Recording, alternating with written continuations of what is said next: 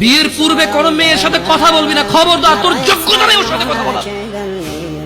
তুই কে রে? বামন হয়ে চাঁদের দিকে হাত বাড়াবি না। আমার বোনরা চাঁদ। ওয়াল্লাহি যেদিন ইসলামী শাসন আসবে, যেদিন ইমাম মেহেদী আসবে, যেদিন ঈসা আলাইহিস সালাম আবার আসবে, ওনার বন্ধের উপর যারা হাত দেবে উনি হাত কেটে ফেলবে।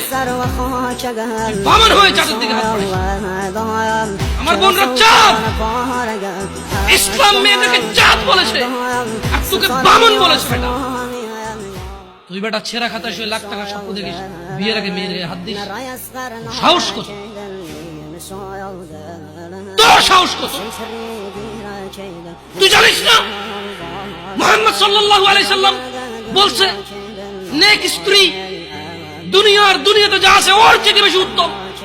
তুই কি করে ওর গায়ে হাত দিস বিয়ের আগে? তোর সেই যোগ্যতা আছে বল? তোকে আল্লাহ জাহান্নামে ফেলবে, তোকে আল্লাহ জ্বলন্ত আগুন নিক্ষিপ্ত করবে, তোর শরীর পচবে, তোর শরীরের গন্ধে জাহান্নামীরা থাকতে পারবে না। তোকে আল্লাহ এত নিকৃষ্ট।